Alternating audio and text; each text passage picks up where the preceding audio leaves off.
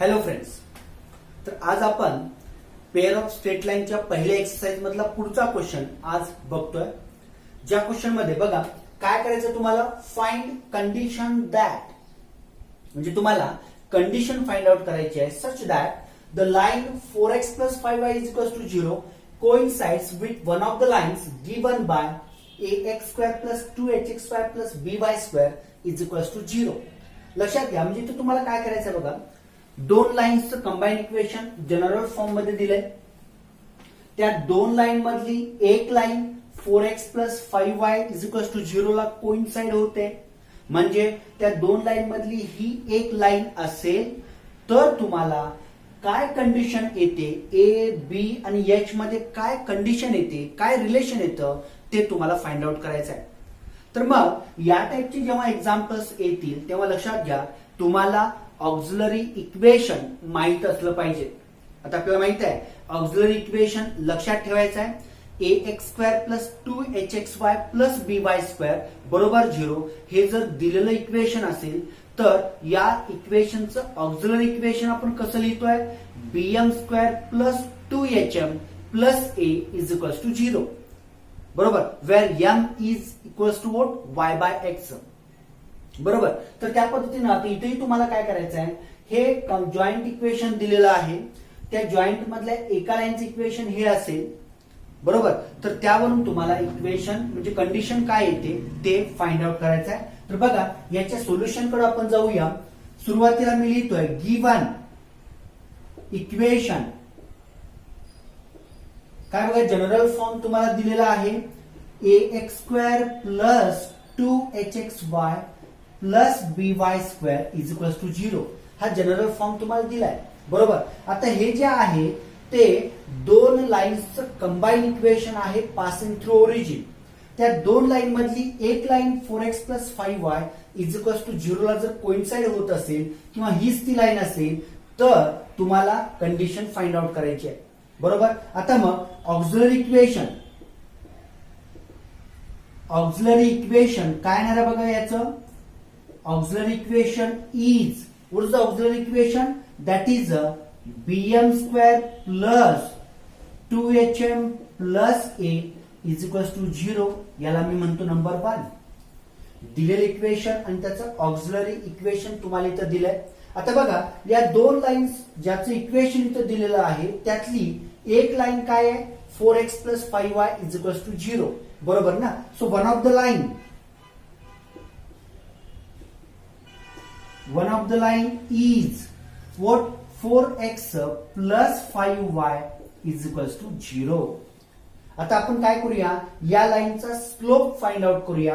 What is the slope of this line, we know if the given equation is in the form ax plus by plus c is equal to 0, then slope of line is equals to what, minus coefficient of x upon coefficient of y बरोबर ना. म्हणजे इथं आता slope m is equals to काय येतं, minus coefficient of x upon coefficient of y म्हणजेच किती, -4/5 हा या लाईनचा काय आला, स्लोप आला बरोबर ना.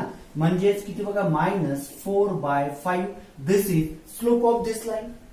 आता मग त्या दोन लाईन्सचं कंबाईन इक्वेशन त्याचं ऑक्झिलरी इक्वेशन आहे, त्यातली एक लाईन त्या लाईनचा स्लोप -4/5 असेल तर लक्षात घ्या हा स्लोप ज्या लाईनचा आहे ती त्या दोन मधली एक लाईन आहे, म्हणजे हा स्लोप त्या लाईन्सचं कंबाईन इक्वेशनचं जे ऑक्झिलरी इक्वेशन आहे ते ऑक्झिलरी इक्वेशन काय करणार आहे, सॅटिस्फाय करणार आहे बरोबर ना. म्हणजे जर मी m बरोबर -4/5 1 मध्ये ठेवलं तर याची व्हॅल्यू काय येणार आहे, 0 येणार आहे.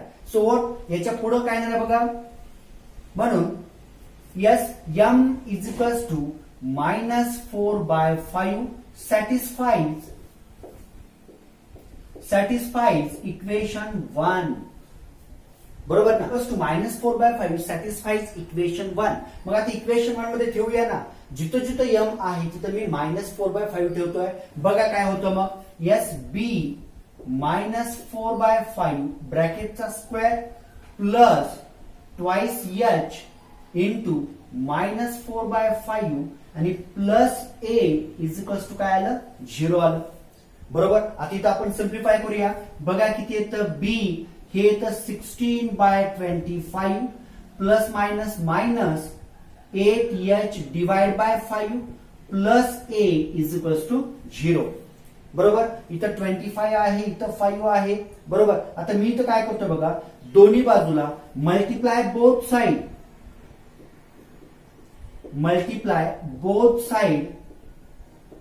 बाय कशाने मल्टिप्लाय करतो, 25 न मल्टिप्लाय करतोय.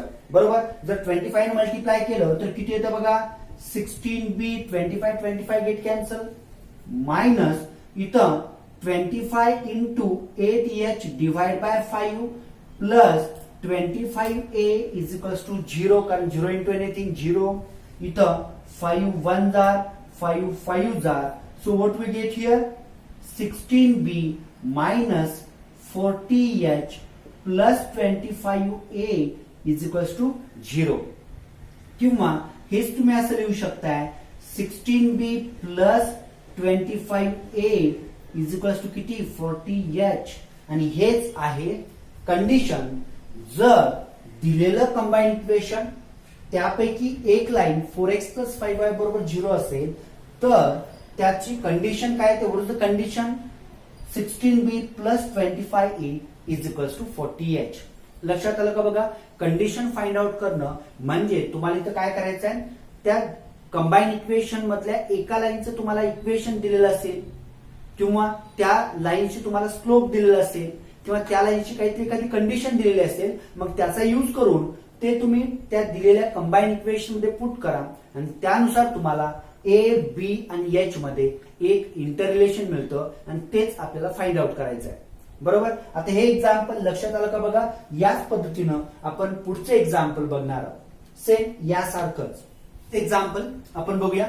बघा, find condition that the line 3x plus 5 is equals to 0 may be perpendicular to one of the lines given by ax square plus 2hxy plus by square is equals to 0. बरोबर ना. म्हणजे इथं सुद्धा तुम्हाला तेच करायचं आहे. दिलेलं जे इक्वेशन आहे बघा, या ठिकाणी given, what the given, ax square plus 2hxy plus by square is equals to 0 हे दिलेलं इक्वेशन आहे. आता याचं आपल्याला ऑक्झिलरी इक्वेशन लिहायचं आहे. What is the auxiliary equation सांगा, bm square plus 2hm plus a is equals to 0, याला मी म्हणतो नंबर 1. आता बघा इथं जी लाईन दिलेली आहे, काय लाईन दिलेली आहे बघा, 3x plus 5 is equals to 0. बरोबर. मग त्या 3x plus 5 is equals to 0 त्याच्यावरून आपण त्या लाईनचा स्लोप काढला. पण आपल्याला ज्या दोन लाईन्सचं हे इक्वेशन आहे त्यातली एक लाईन या लाईनला कशी आहे, परपेंडिक्युलर आहे. बरोबर. म्हणजे इथं तुम्हाला स्लोप मधली कंडिशन यूज करायची आहे. दोन लाईन्स एकमेकांना परपेंडिक्युलर असतील तर लक्षात घ्या त्या दोन लाईनच्या स्लोपचा प्रोडक्ट किती येतो, -1. जर त्या दोन लाईन्स पॅरलल असतील तर त्या दोन्हीचाही स्लोप काय येतो, समान येतो. लक्षात घ्या. तर इथं मग आता बघा ऑक्झिलरी इक्वेशन लिहिली, इथंपर्यंत सर्वांना लक्षात आलेलं आहे. आता पुढे काय करूया बघा, वन ऑफ द लाईन. बघा आता इथं मी लेट म्हणतो, slope of 3x plus y is equals to 0 is m is equals to, what is the slope of this, m is equals to slope किंवा याला मी m1 म्हणतोय, आपण ते m नंतर घेऊया. m1 is equals to minus coefficient of x divided by coefficient of y. म्हणजेच बघा slope of this line किती आला, -3. आता आपल्याला रिक्वायर्ड लाईन जी आहे ती रिक्वायर्ड लाईन कशी आहे, या लाईनला परपेंडिक्युलर आहे. 3x plus y is equals to 0 ला परपेंडिक्युलर. आता मी इथं म्हणतोय suppose slope of required line, one of the required line is m. बरोबर ना. आता ही रिक्वायर्ड लाईन आणि ही दिलेली लाईन या एकमेकांना काय आहे, परपेंडिक्युलर आहे. म्हणजे what this mean, m into m1 is equals to -1. So what is the value of m here, m is equals to -1 divide by m1 म्हणजे -1 डिवाइड बाय -3 बरोबर. मग मायनस मायनस गेलं, राहिलं काय बघा 1/3. So what is the value of m? M is equals to 1/3. आता हा जो स्लोप आहे तो त्या दोन लाईन्सचं कंबाईन इक्वेशन इथं दिलेलं आहे, त्यातल्या एका लाईनचा स्लोप आहे. कारण त्यातली एक लाईन या दिलेल्या लाईनला परपेंडिक्युलर आहे, म्हणजे ह्या लाईनचा स्लोप काढला आणि आपल्याला कंबाईन इक्वेशन मधल्या एका लाईनचा स्लोप या दोघांचा प्रोडक्ट -1 आपण केला, त्यावरून त्या कंबाईन मधल्या एका लाईनचा स्लोप आपल्याला मिळालेला आहे. आणि हा जो स्लोप आहे तो त्या कंबाईन लाईन्सचं जे ऑक्झिलरी इक्वेशन आहे ते ऑक्झिलरी इक्वेशन सॅटिस्फाय करेल, बरोबर ना. मग बघा, put m is equals to 1/3. m is equals to 1/3 in 1. Equation 1 मध्ये m बरोबर 1/3 पुट करूया. बघा काय होतं मग, एस बी 1/3 ब्रॅकेटचा स्क्वेअर प्लस पुढं 2h इंटू 1/3 आणि plus a is equals to काय बघा 0. आणि आता इथं मग याचा जर स्क्वेअर केला तर किती येतं बघा, 1/9 इंटू b प्लस इथं 2h divide by 3 plus a is equals to 0 आलं. Multiply both side bye 9. 9 ने जर मल्टिप्लाय केलं तर काय होतं बघा, आता इथं याला 9 ने मल्टिप्लाय केलं, 9 9 get cancel, what remains b plus 9 into 2/3h आणि प्लस किती बघा 9a इज इक्वल्स टू 0. आणि मग या ठिकाणी बघा 3 1 जार 3 3 जार, मग किती आलं 3 2 जार 6 म्हणजे b प्लस 6h आणि plus 9a is equals to 0, and this is the condition between A, H and B such that this line, one of the line whose combined equation is here, that line is perpendicular to the given line. बरोबर, म्हणजे या लाईनला perpendicular असणाऱ्या लाईनचं combine equation जर हे असेल तर आपल्याला कंडिशन काय मिळाली बघा, what is that condition, B plus 6h plus 9a is equals to 0. तर सर्वांना ही दोन एक्झाम्पल्स लक्षात आलेत का बघा. या क्वेश्चन मध्ये ही दोन एक्झाम्पल्स आहेत, पण यासारखीच आणखी काही एक्झाम्पल्स आपण इथं सॉल्व्ह करूया, बरोबर. म्हणजे तुम्हाला ती कंडिशन लक्षात आली पाहिजे. बघा, दिलेलं इक्वेशन त्यावरून त्याचं ऑक्झिलरी इक्वेशन जे तुम्हाला लाईनचं एका सिंगल लाईनचं इक्वेशन दिलेलं आहे, मग रिक्वायर्ड लाईन त्याला पॅरलल असतील, परपेंडिक्युलर असतील किंवा कोइन्साइड्स असतील तर त्यावरून मग त्याचा स्लोप हे ऑक्झिलरी इक्वेशन सॅटिस्फाय करेल, बरोबर. आणि त्यावरून मग तुम्हाला कंडिशन ऑफ दॅट लाईन्स मिळणार आहे. तर हे एक्झाम्पल्स लक्षात आलेत का बघा. असंच पुढचं एक्झाम्पल पण आपण बघूया. पुढचं example, this is extra example. हे काय एक्सरसाइज मधलं एक्झाम्पल नाहीये, लक्षात घ्या, पण त्यासारखंच एक्झाम्पल आहे. लगेच आपण पुढचा क्वेश्चन पण बघणार आहोत, बरोबर. तर बघा काय एक्झाम्पल आहे. If the lines 4x - 3y = 0 coincides with one of the lines represented by ax² plus 2hx² plus by² is equals to 0, then show that 16b plus 24h plus 9a is equals to 0. खूप सोपं example आहे, लक्षात घ्या. असंच तुम्हाला ऑब्जेक्टिव्हला पण questions विचारले जातात, म्हणजे ही कंडिशन दिलेली जाते, देन असे तुम्हाला 4 कंडिशन्स दिलेले असतात, त्यातली करेक्ट कंडिशन कोणती आहे ते तुम्हाला फाइंड आउट करायचं आहे, बरोबर. तर बघा, मग इथं सुद्धा आपण त्याच पद्धतीने जातोय. सुरुवातीला गिवन कंबाईन इक्वेशन काय दिले बघा, ax² plus 2hxy plus by² is equals to 0. This is given combine equation. Now what is its auxiliary equation? Its auxiliary equation is bm² plus 2hm plus a is equals to 0. याला मी म्हणतो number 1. हे काय आहे? Auxiliary equation आहे, बरोबर ना. आता मग स्लोप ऑफ लाईन कोणती लाईन आहे बघा, 4x - 3y is equals to 0 is m. त्या लाईनचा स्लोप आपण m मानूया.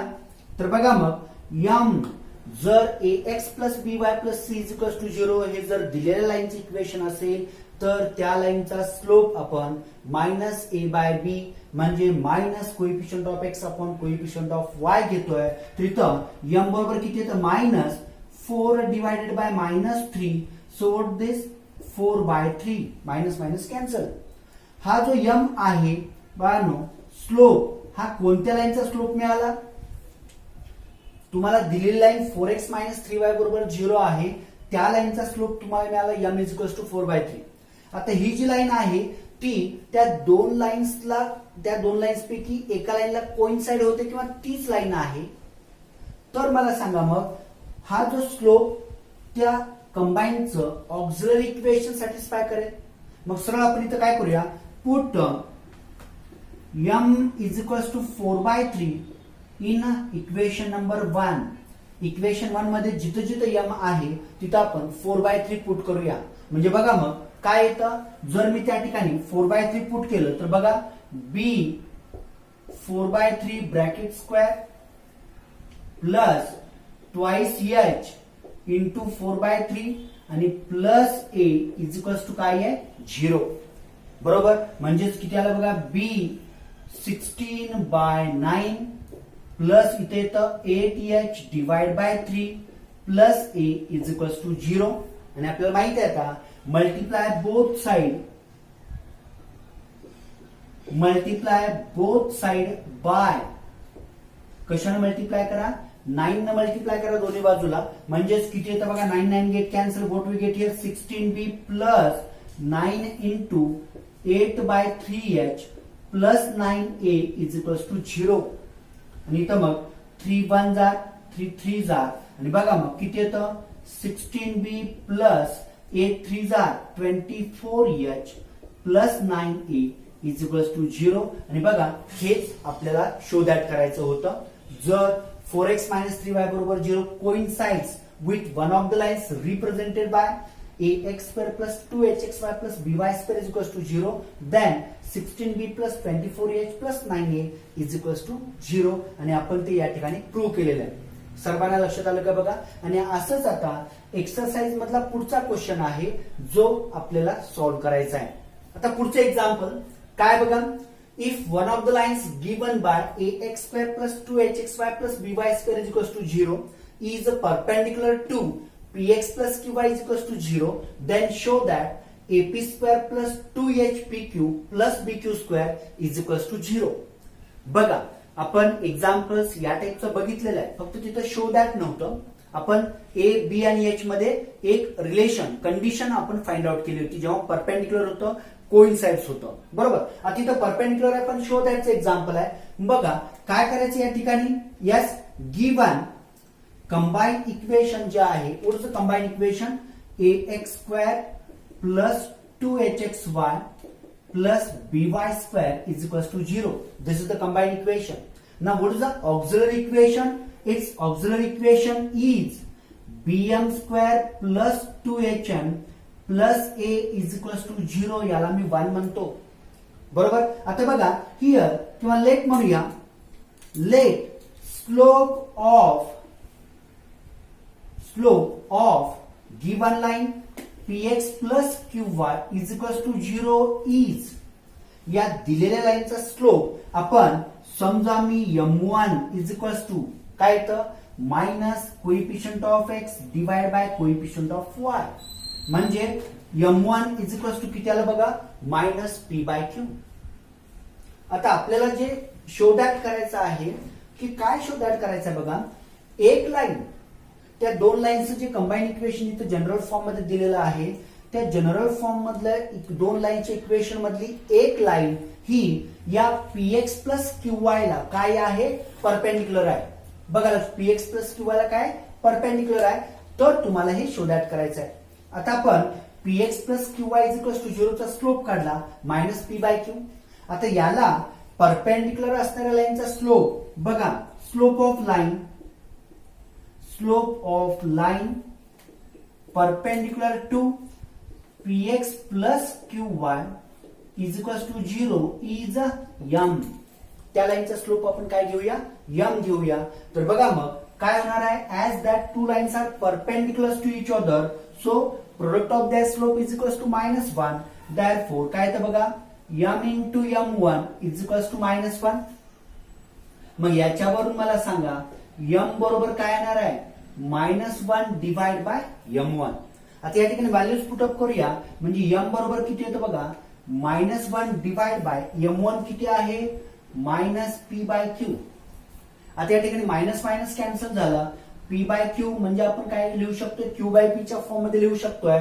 मग m किती आला what is m q/p means slope of one of the lines whose combined equation is ax square plus 2hxy plus by square is equals to 0 is q/p.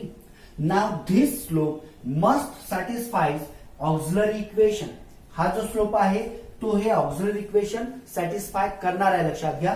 मग काय करूया बघा put m is equals to q/p in equation number 1. Equation 1 मध्ये m च्या जागी q/p ठेवलं काय येतं बघा मग यस b इंटू q/p ब्रॅकेटचा square plus twice h into q/p आणि plus a is equals to 0. बरोबर. मग इथं झालं काय बघा what this becomes b q square divide by p square plus twice h q divide by p plus a is equals to 0. आणि पुन्हा असे मगाच्या एक्झाम्पल सारखं जे मागे आपण एक्झाम्पल्स बघितले त्या पद्धतीने मग काय करूया p स्क्वेअर ने दोन्ही बाजूला मल्टिप्लाय करूया. मल्टिप्लाय बोथ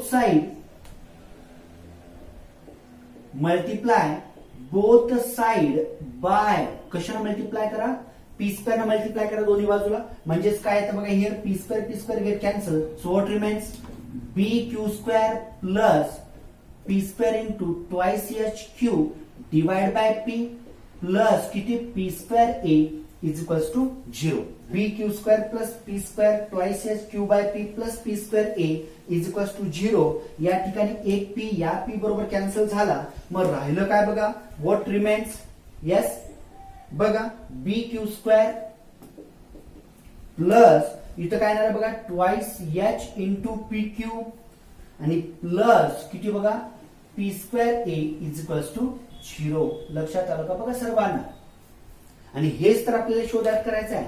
म्हणजेच काय बघा काय शोधात करायचं आहे a p square plus 2hpq plus bq square. म्हणजे मी हे असं लिहितो a p square plus twice hpq आणि प्लस काय आहे bq square is equals to 0.